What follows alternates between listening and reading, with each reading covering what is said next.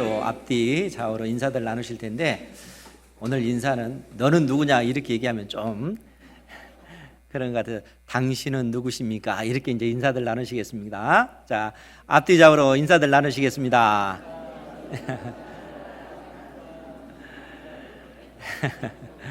우리 주님 안에서 행복하시기 바랍니다. 당신은 누구십니까? 이 질문을 통해서 오늘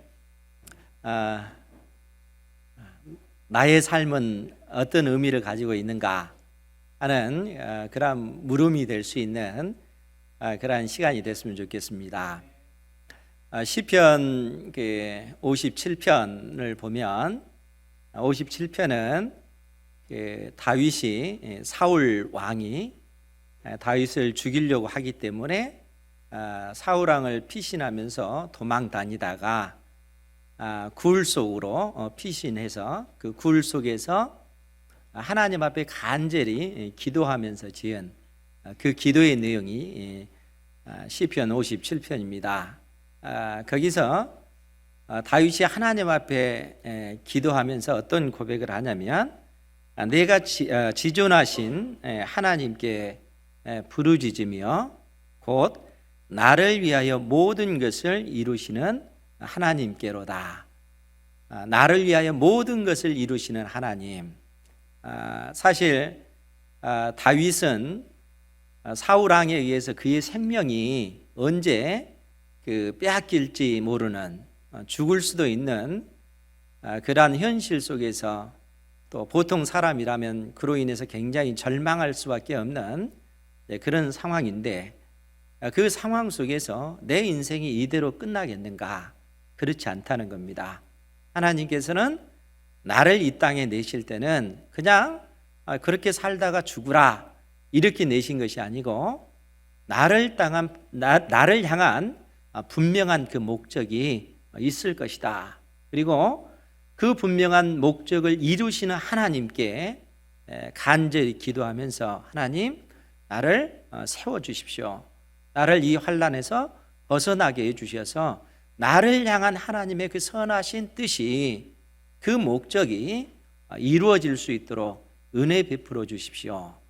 믿음으로 그렇게 기도를 했습니다. 사랑하는 성도 여러분, 여러분들 자신을 향해서 그렇게 믿음의 눈으로 바라보시고, 나를 향하신 하나님의 그 뜻이 이 땅에 이루어지기를 원합니다. 믿음으로 기도하시는 여러분들 되시기 바랍니다. 절망적인 현실 속에서 그렇게 내 인생이 끝나는 것이 아니라, 하나님께서 이 절망의 자리에서 결국에는 나를 일으켜 세우실 것이고, 나의 인생을 통해서 영광을 드러내실 것입니다. 믿음으로 고백하며 나아갈 때 하나님의 은혜가 여러분들의 인생 가운데 부어질 줄 믿습니다. 자기 자신에 대해서 이러한 분명한 확신, 나는 이 땅에 우연히 있는 존재가 아니고 하나님께서 나를 향하여 가지신 특별한 그 계획이 있다라는 이러한 확신 가운데 믿음의 삶을 살아가는 그러한 사람은 복이 있는 줄 믿습니다. 그런 확신을 가진 사람 중에 한 사람이 오늘 세례 요한이다 하는 것입니다.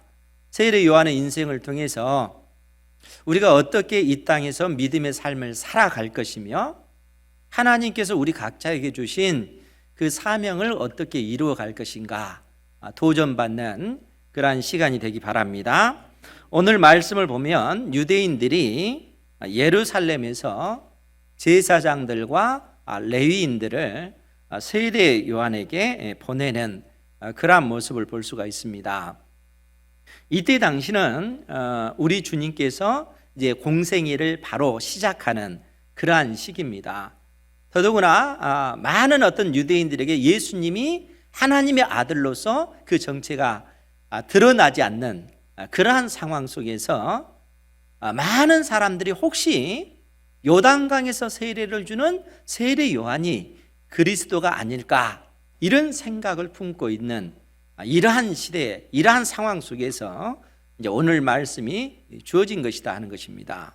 그러니까 오늘 말씀의 이 본문도 실상 28절에 보면, 이 일은 요한이 세례 베풀던 곳 요단강 건너편 베다니에서 일어난 일이다 라고 해서 지금 세례 요한이 베다니라고 하는 곳에서 물로 세례를 베풀고 있는 이런 상황이라는 겁니다. 이 베다니는 지리적으로 봤을 때 오늘날 그 사해 있잖아요. 사해 바로 위쪽에 그 요단강 동편 쪽에 해당되는 그러한 도시로 추정이 되어집니다.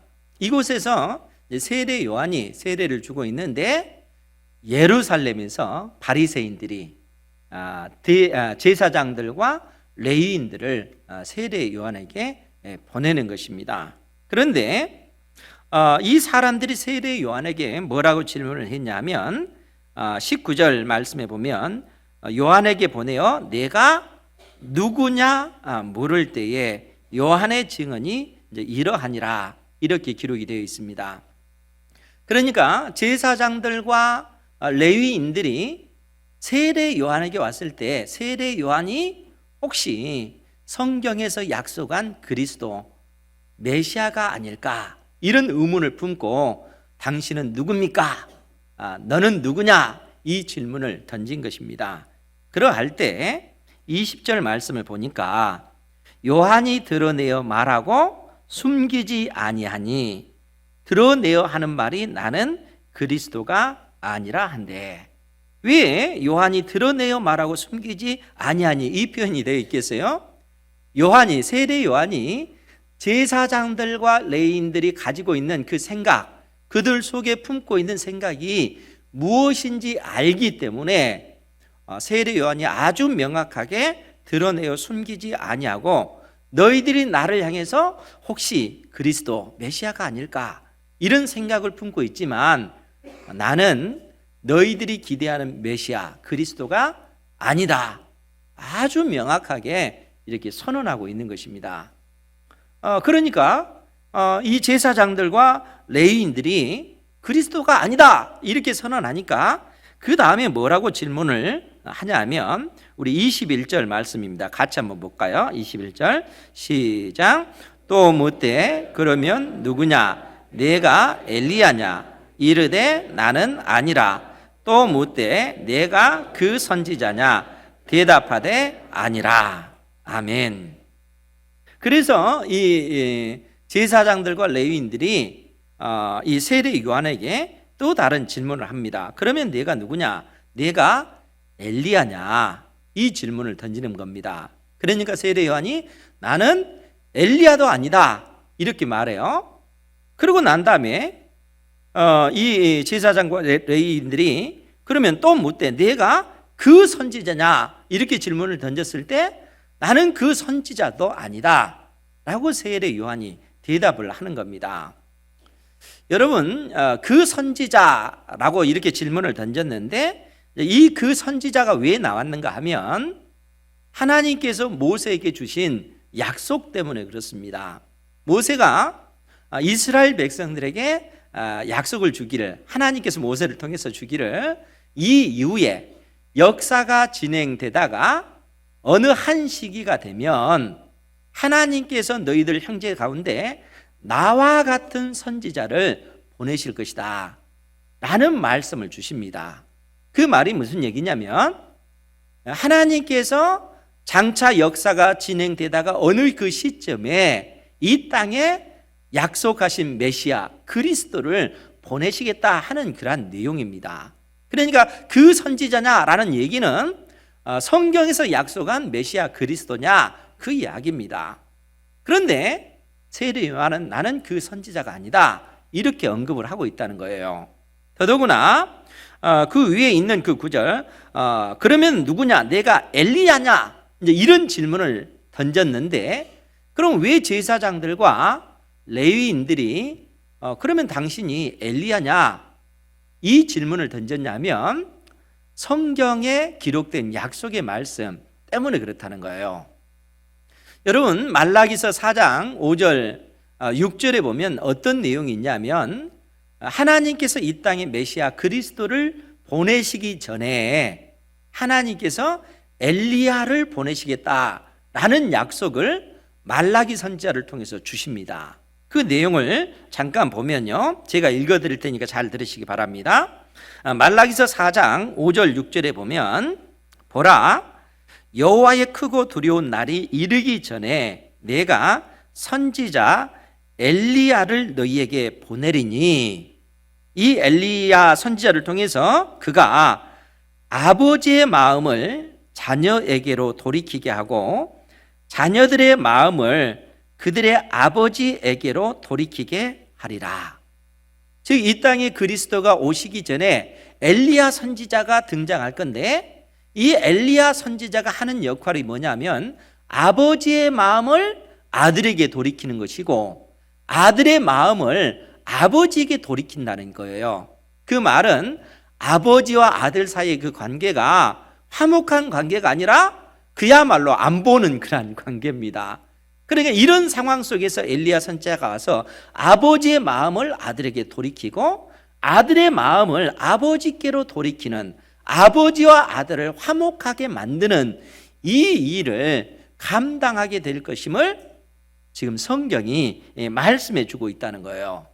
그러니까 이 땅에 메시아 그리스도가 오시기 전에 엘리야 선지자가 먼저 와서 이 일을 하게 될 것임을 말라기 선지자가 예언하고 있다는 거예요.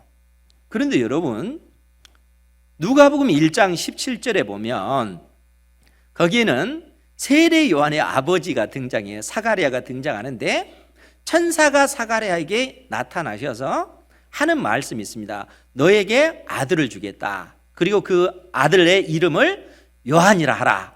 세례 요한입니다. 세례 요한이 이 땅에 태어날 것을 천사가 사가랴에게 말합니다. 그러면서 어떤 이야기를 하냐면 1장 17절에 보면 그가 또 엘리야의 심령과, 즉 세례 요한이 엘리야의 심령과 능력으로 주 앞에 먼저 와서 아버지의 마음을 자식에게, 거스리는 자를 의인의 슬기에 돌아오게 하고 주를 위하여 세운 백성을 준비하리라. 그러니까 세례 요한의 아버지 사가랴에게 천사가 나타나서 하나님께서 너에게 아들을 주신다. 그리고 그 아들의 이름을 요한이라 이름을 지어라. 그리고 이 세례 요한이 어떤 일을 할 거냐면 엘리야의 심령과 능력을 가지고 먼저 주님 앞에 와서, 그리스도 앞에 와서 아버지의 마음을 자식에게로, 자식의 마음을 아버지에게로 돌리는 이 일을 할 거라는 거예요. 세례 요한이 엘리야의 그 심령과 그 능력을 가지고 이 일을 감당할 것을 말씀해 주고 있다는 겁니다. 즉 이 말은 무슨 얘기겠어요? 세례 요한이 바로 엘리야다, 그 얘기입니다. 그러니까 진짜로 구약의 그 엘리야 선지자가 예수님 앞서서 등장하는 것이 아니라 엘리야 선지자가 가지고 있던 그 능력과 그 권세를 가지고 이 땅의 세례 요한이 아버지의 마음을 아들에게로, 아들의 마음을 아버지에게로 돌리는, 아버지와 아들을 화목케 하는 그러한 일을, 그러한 사명을 감당하게 될 것을 성경이 말해주고 있다는 거예요. 그리고 이러한 사실을 예수님께서도 아주 명확하게 증언해 주고 계십니다. 이 부분은 우리가 찾아서 보도록 하겠습니다. 마태복음 17장 말씀입니다. 마태복음 17장 10절부터 13절에 있는 말씀인데 제자들이 먼저 예수님에게 질문한 내용입니다. 마태복음 17장 10절부터 13절 말씀을 보면 제자들이 물어 이르되 그러면 어찌하여 서기관들이, 여기서 서기관들은 율법을 연구한 율법학자들입니다. 율법학자들인 이 서기관들이 엘리야가 먼저 와야 하리라 하나이까? 즉 이 땅에 그리스도가 오시기 전에 왜 엘리야가 먼저 와야 합니까? 먼저 와야 한다, 이렇게 율법학자들이 말하는 것입니까? 이 질문을 던지는 거예요. 이미 말라기 선지자가 예언했던 그 말씀을 근거를 해서 학자들이 이렇게 이야기하는 겁니다. 그때 예수님께서 뭐라고 대답하시냐면 11절에 예수께서 대답하여 이르시되 엘리야가 과연 먼저 와서 모든 일을 회복하리라. 내가 너희에게 말하노니 엘리야가 이미 왔으되 사람들이 알지 못하고 임의로 대우하였도다. 인자도 이와 같이 그들에게 고난을 받으리라 하시니 그제서야 제자들이 예수께서 말씀하신 것이 세례 요한인 줄을 깨달으니라. 즉 세례 요한이 엘리야가 가지고 있던 그 능력과 권세를 가지고 백성들의 그 마음을 하나님께로 돌이키고 하나님의 마음을 그의 그 자녀들에게, 택한 백성들에게 돌이키는 이러한 일을 감당하는 엘리야 선지자였다 하는 사실을 예수님께서 제자들에게 가르쳐 주시고 제자들이 그 사실을 깨닫게 되었다는 거예요. 그런데 이제 문제가 있습니다. 그것이 뭐냐면 지금 제사장들과 레위 사람들이 예수님의 세례 요한에게 나와서 하는 얘기가 그렇다면 내가 그리스도도 아니라면 그러면 내가 엘리야 선지자냐? 이런 질문을 던졌을 때 세례 요한이 나는 엘리야가 아니다 이렇게 답변했다는 거예요. 그러면 여러분 이제 의문이 생기잖아요. 예수님께서도 아주 명확하게 세례 요한이 바로 엘리야 선지자였다 이렇게 선언하고 있잖아요. 그러면 왜 세례 요한은 자기 자신은 엘리야 선지자가 아니다 이렇게 이야기했을까요? 왜 그랬을까요? 이런 의문을 우리가 가져야 된다는 거예요. 지금 예수님께서 아까 그 17장 그 말씀을 통해서 무슨 말씀을 했냐면 엘리야가 이미 왔지만 사람들이 알지 못하기 때문에 임의로 대우했다는 거예요. 그럼 이 말이 다르게 표현하자면 만약 사람들이 세례 요한이 엘리야 선지자였다라고 그렇게 알았다면 어떻게 했다는 얘기예요? 함부로 대하지는 않았겠죠. 그렇죠? 오히려 세례 요한을 높일 것이고 세례 요한을 존중할 것이고 세례 요한을 중심으로 해서 사람들이 똘똘 뭉치게 되었을 것입니다. 여러분 왜 세례 요한이 나는 엘리야가 아니다 이렇게 얘기를 했냐면 엘리야 선지자가 누리고 있는 그 신분과 그러한 위치를 가진 존재가 나는 아니다라는 얘기예요. 세례 요한이 궁극적으로 이 땅에 이루고자 하는 일, 하나님께서는 나 자신을 왜 이 땅에 보내셨는가 하면은 내가 이 땅에서 그 엘리야 선지자가 누렸던 그 지위나 그 위치, 그 존경을 사람들에게 받도록 하기 위해서 내가 이 땅에 온 것이 아니라 실상 내가 이 땅에 온 것은 다른 목적이 있기 때문에 그렇다는 거예요. 그 목적이 무엇이겠습니까? 아버지의 마음을 아들에게 돌리는 것이고 아들의 마음을 아버지에게 돌려서 아버지와 아들의 그 관계를 화목하게 만드는 이 사명을 내가 감당하기 위해서 이 땅에 온 것이라는 겁니다. 세례 요한은 자기 자신에 대해서, 자기 자신의 정체성에 대해서 자기가 이 땅에 왜 존재하는지 그 의미에 대해서 아주 명확하게 알고 있었다는 겁니다. 그래서 제사장들과 서기관들이 다시 세례 요한에게 질문을 합니다. 22절 말씀인데 또 말하되 누구냐? 우리를 보낸 이들에게 대답하게 하라. 너는 내게 대하여 무엇이라 하느냐? 즉 세례 요한이 나는 그리스도도 아니다. 나는 엘리야도 아니다. 나는 그 선지자도 아니다. 라고 이렇게 언급하니까 제사장들과 레위인들이 그러면 너는 누구냐? 너는 너 자신에 대해서 무엇라 증거하느냐? 너의 정체가 무엇이냐? 내가 이 땅에 사는 그 목적이 무엇이냐? 이런 질문인 것입니다. 그러할 때 세례 요한이 자기 자신에 대해서 23절에 대해서 뭐라고 고백을 하냐면 이르되 나는 선지자 이사야의 말과 같이 주의 길을 곱게 하라고 광야에서 외치는 자의 소리로라 하니라. 세례 요한이 자기 자신은 어떤 존재인가 하면 선지자 이사야의 말과 같이 주의 길을 곱게 하라고 광야에서 외치는 자의 소리라는 거예요. 광야에서 울려 퍼지는 어떤 소리냐면 주의 길을 곱게 하라 라고 선포되어지는 그 소리에 지나지 않는다는 거예요.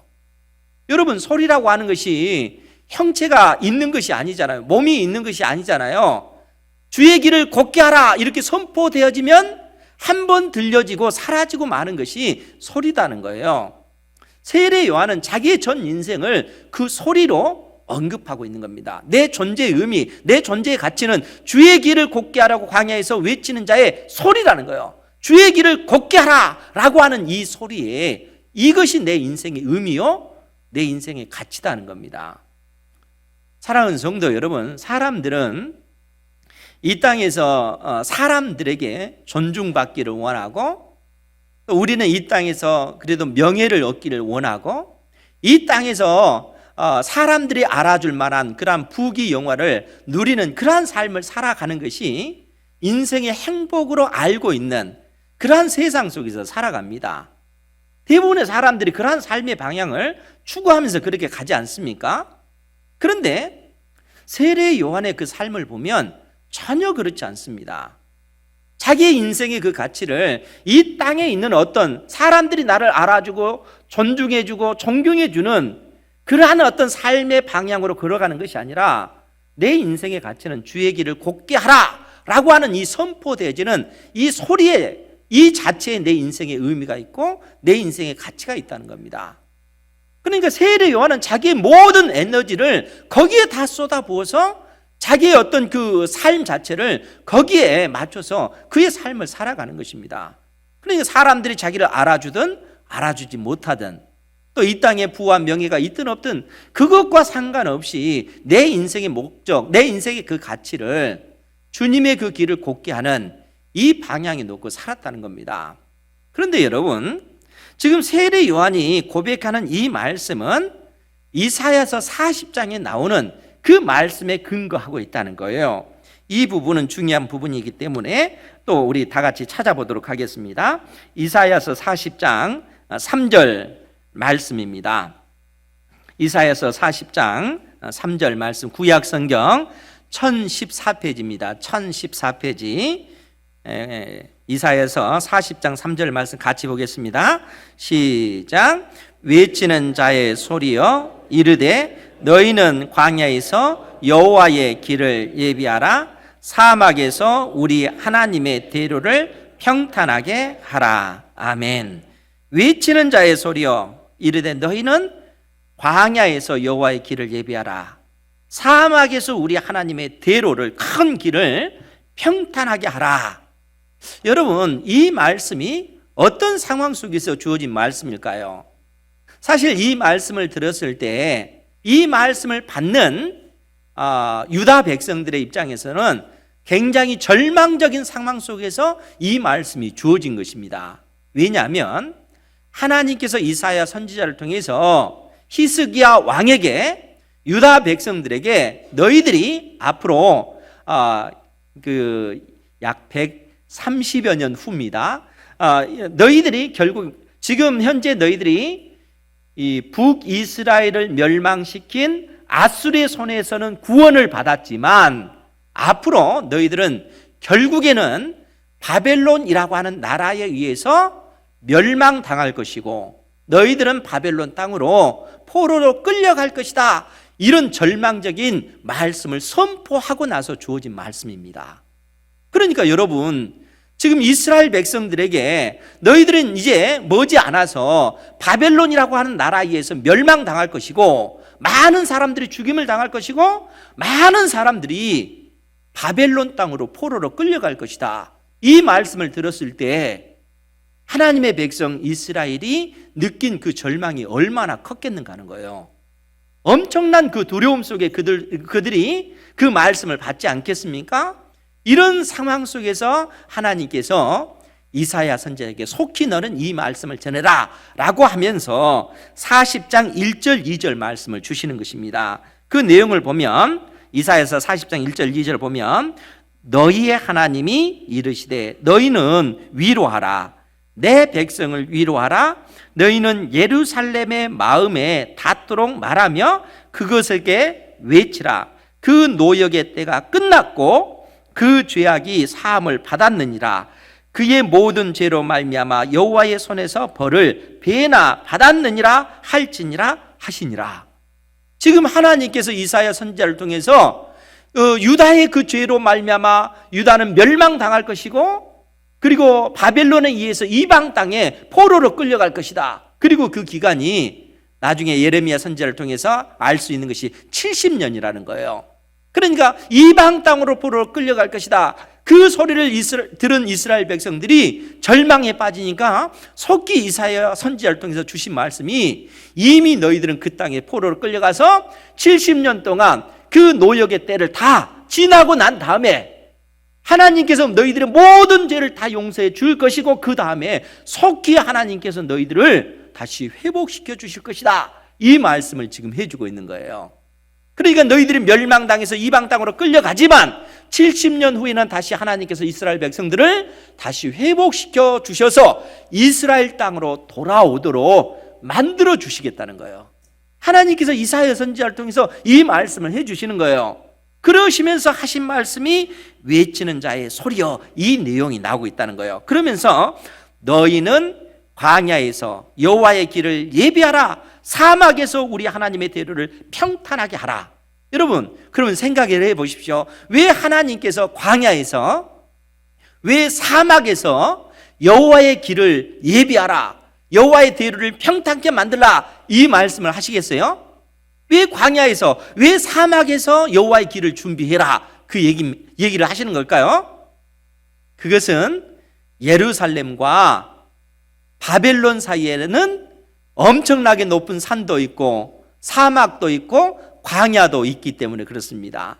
그러니까 하나님께서 이스라엘 백성들의 그 심판의 때가 끝나고 이스라엘 백성들을 다시 약속의 땅으로 돌아오도록 그 길을 회복시켜 주시겠다는 거예요. 하나님께서 그 일을 이루시겠다는 거예요. 그런데 이스라엘 백성들만 오는 것이 아니라 이 바벨론 땅에 하나님이 계십니다. 하나님께서 이 바벨론 땅에서 다시 약속의 땅으로 오시겠다는 얘기예요. 그러니까 왕이신 하나님께서 그 바벨론 땅에서 약속의 땅으로 돌아오시니까 어떻게 돼요?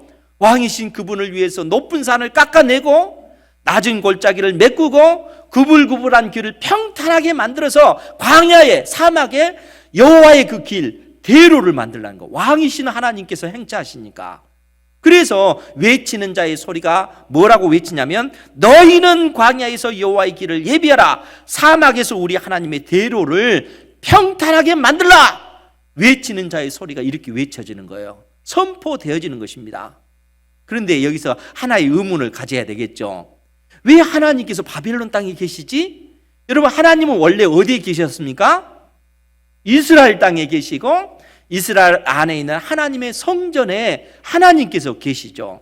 이스라엘 백성들과 함께 하시기 위해서 하나님의 성전에 계시는데, 문제는 586년, 기원전 586년에 바벨론 군대에 의해서 이 예루살렘이 완전히 회파되고 성전도 파괴됩니다. 하나님께서 예루살렘 성전 자체를 죄악으로 가득 찼기 때문에 이 성전 자체를 내가 돌 위에 돌도 남지 않고 다 회파하리라, 하나님께서 성전을 파괴시키셨습니다. 에스겔서 그래서 9장을 보면 하나님의 영광이 성전을 떠나는 그 모습이 나타납니다. 그런데 하나님의 그 영광이, 하나님께서 예루살렘 성을 떠나시는데 어디로 떠나시냐면 이 영광의 하나님이 바벨론 땅으로 떠나시는 거예요. 왜 바벨론 땅으로 떠나는지 아십니까? 그 땅으로 이스라엘 백성들이 사로잡혀 갔기 때문에 그렇습니다. 포로로 끌려갔기 때문에 하나님께서 포로로 끌려간 그 이스라엘 백성들에게 위로해 주시면서, 너희들이 그 땅에 끌려갔지만 너희들 혼자만 있는 것이 아니다, 내가 너희들과 함께한다 하는 사실을 하나님께서 택한 백성들에게, 절망에 빠진 백성들에게 말씀해 주고 계십니다. 그러니까 에스겔서 11장 16절에 어떤 내용이 있냐면, 잘 들으시기 바랍니다. 내가 비록 그들을 멀리 이방인 가운데로, 즉 바벨론 땅 가운데로 쫓아내어 여러 나라에 흩었으나 그들이 도달한 나라들에서 내가 잠깐 그들에게 성소가 되리라. 너희들이 끌려간 그 땅에서 하나님께서 친히 그 땅까지 찾아가 주셔서 그들과 함께 주시겠다는 겁니다. 내가 너희들에게 있어서 성전이 되어주겠다, 하나님께서 이 놀라운 약속을 해주셨다는 거예요. 그러니까 이 얼마나 놀라운 위로의 말씀입니까? 지금 사실 우리가 택한 하나님의 그 자녀로 부르심을 받았지만 우리가 믿음이 연약해서 인생에 어려운 문제에 부딪혔을 때, 또 사람들이 나를 외면했을 때 우리가 스스로 느끼는 것이 이 세상은 나 혼자밖에 없구나, 어느 누구도 나를 도와줄 리가 없구나, 이런 절망적인 상황 가운데 빠질 때가 얼마나 많습니까? 그렇지 않습니까?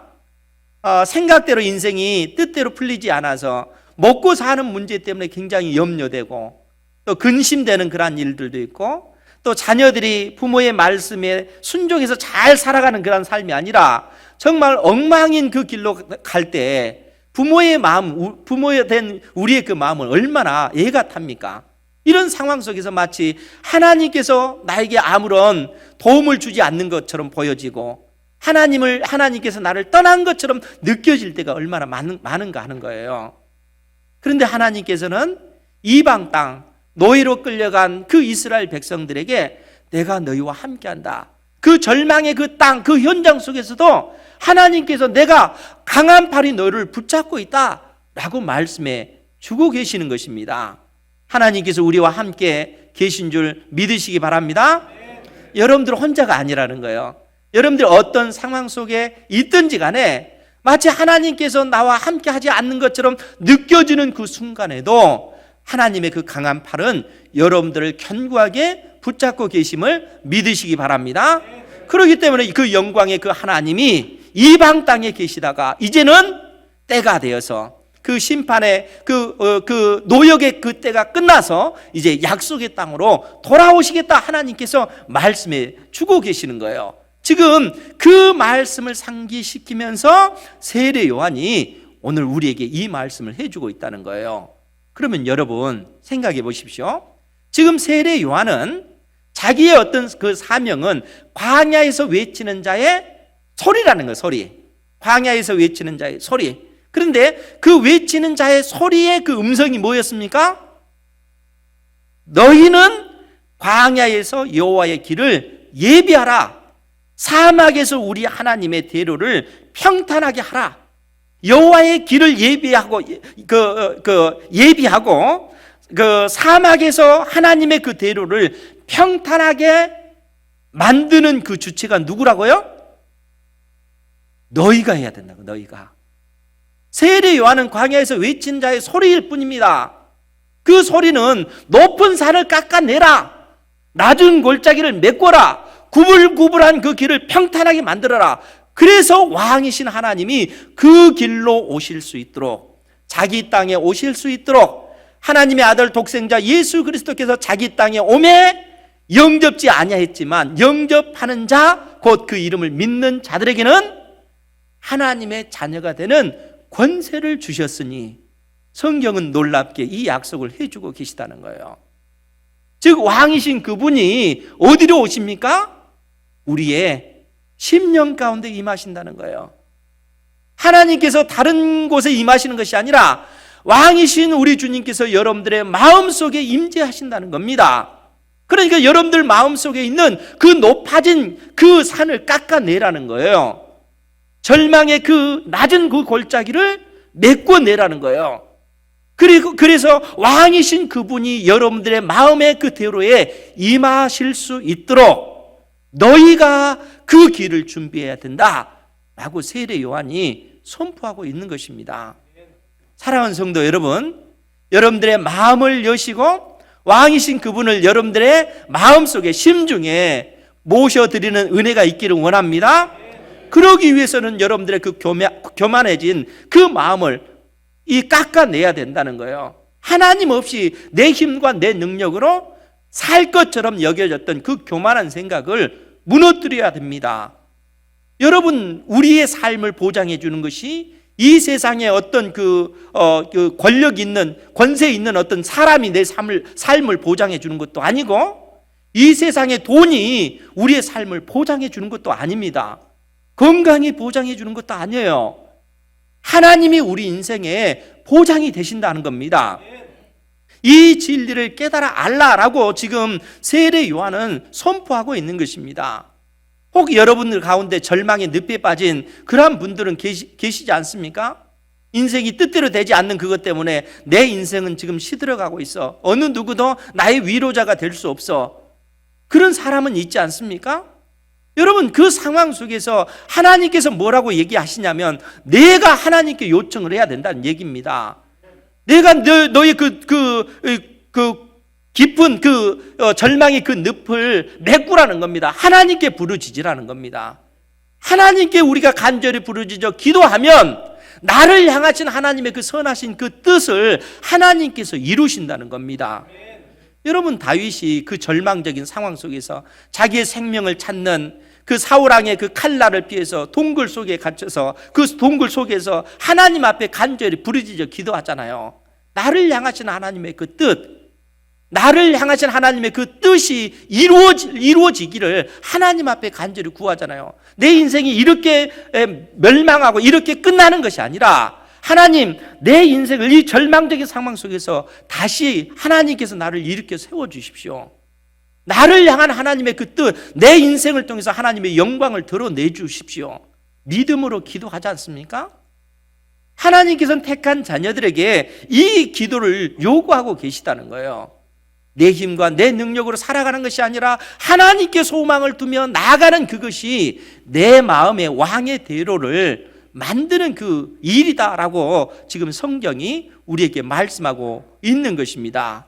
여러분들 마음속에 왕의 대로, 왕이신 하나님께서 임재하실 수 있도록 여러분들의 마음에 그 도로를 만들어내시는 은혜가 있기를 원합니다. 이러한 어떤 그 가르침을, 이러한 그 고백을 하고 나니까 이 제사장들과 레위인들이 또 다른 질문을 던집니다. 25절 말씀인데, 요한복음 1장 25절 말씀입니다. 거기에 보면 또 물어 이르되 내가 만일 그리스도도 아니요 엘리야도 아니요 그 선지자도 아닐진데 어찌하여 세례를 베푸느냐. 제사장들과 레위인들이 네가 그리스도도 아니고 엘리야도 아니고 그 선지자도 아닌데 왜 세례를 베푸느냐. 여러분, 세례는 무엇으로 행해집니까? 세례는 물로 행해지는 거예요. 그런데 이 질문을 받았을 때 세례 요한이 뭐라고 대답을 하냐면 26절에 요한이 대답하되 나는 물로 세례를 베풀거니와 너희 가운데 너희가 알지 못하는 한 사람이 섰으니 곧 내 뒤에 오시는 그이라.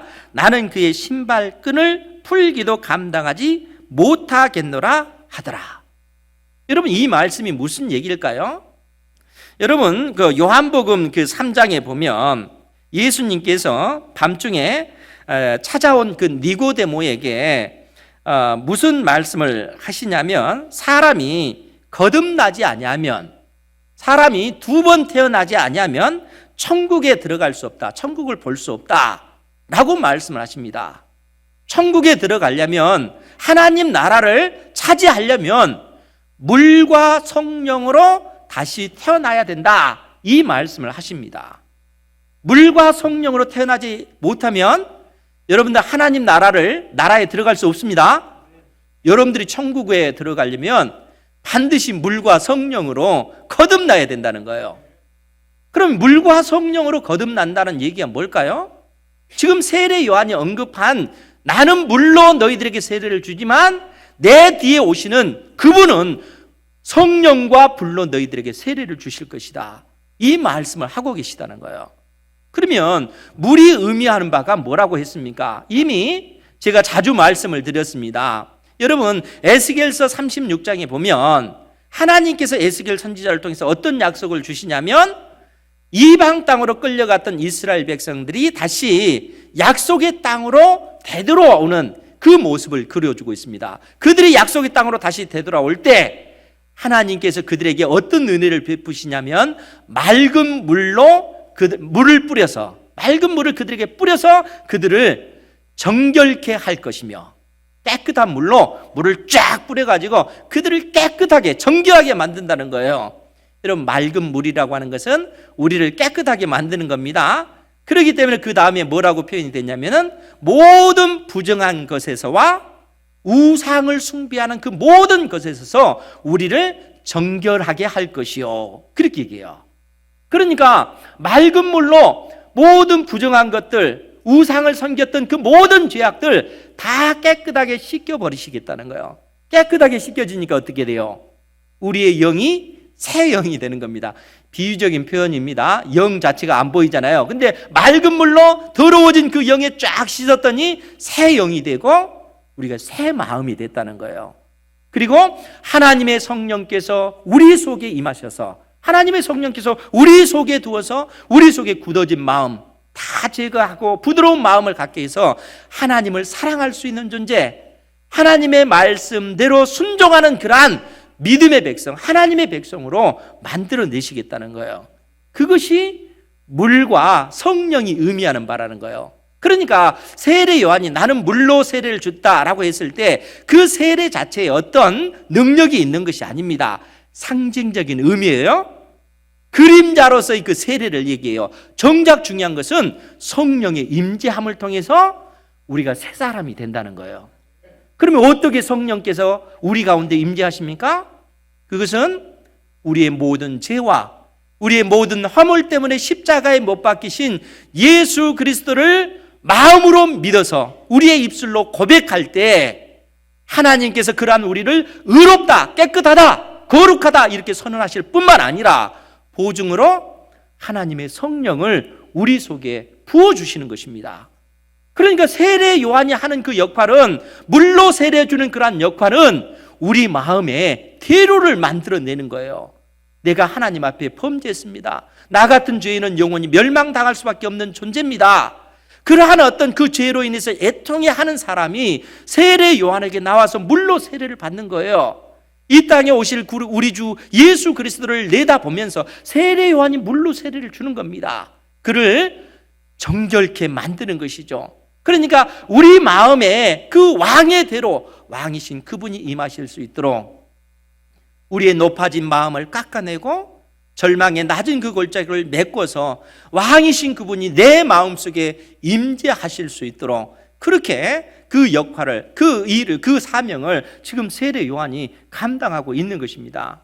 그렇기 때문에 사랑하는 성도 여러분, 하나님께서 오늘 이 말씀을 통해서, 세례 요한의 그 사역을 통해서 결국 우리에게 무슨 말씀을 하시냐면, 내가 이 땅에서 어떠한 존재로 살아가고 있는가?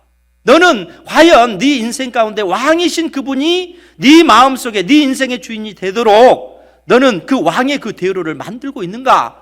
지금 그것을 묻고 있는 것입니다. 사랑하는 성도 여러분, 하나님만을 의지하시기 바랍니다. 길이 다른 데 있는 것이 아니라는 거예요. 하나님만이 우리 인생을, 결국은 우리 인생을 구원해 내실 것이고, 하나님만이 우리 인생을 의미 있게 만드실 것이고, 하나님께서만이 우리 인생을 목적 있는 그러한 삶으로 만들어 내실 거라는 거예요.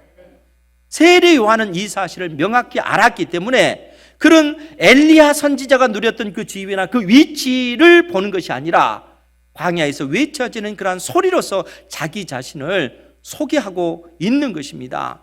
이러한 삶을 살았다는 거예요. 그렇다면 오늘 우리는 어떻게 살아야 되겠습니까? 하나님께서 우리에게 다양한 그 은혜를, 하나님의 자녀된 우리에게 은혜를 베풀어 주셨습니다. 이 땅에 살아갈 수 있는 어떤 힘과 능력과 권세와 그 재능과 삶의 모든 환경을 다 주셨습니다. 그런데 우리가 분명히 알아야 될 게 뭐예요? 그것이 우리 인생을 의미 있게 만드는 것이 아니라는 거예요. 하나님만이 내 인생을 가치 있게 만드는 것이고, 하나님만이 내 인생을 의미 있게 만든다는 것입니다. 이 사실을 깨달으시기 바랍니다. 그렇기 때문에 그러한 어떤 그 사명의식을 가지고 하나님께서 나에게 주신 모든 삶의 그 환경들, 그 재능들, 물질들, 시간들, 그러한 것들이 하나님의 나라와 그 영광을 위해서 드러나야 된다는 거예요. 그럴 때만이 하나님께서 우리의 삶을 통해서 우리를 향하신 하나님의 그 뜻을 드러내시는 것입니다. 이러한 삶을 살아가는 여러분들 되시기 바랍니다. 매일매일의 그 삶 속에서 하나님께서 나와 함께 하시고 나를 떠나지 아니하시고 주의 그 강한 팔이 나를 붙잡고 계셔서 내 삶을 의미 있게 만들어 가신다 하는 사실을 깨닫고 살아계신 하나님께 여러분들의 인생을 통해서 영광 돌리시는 은혜가 있기를 주님의 이름으로 축원드립니다. 기도하겠습니다. 거룩하신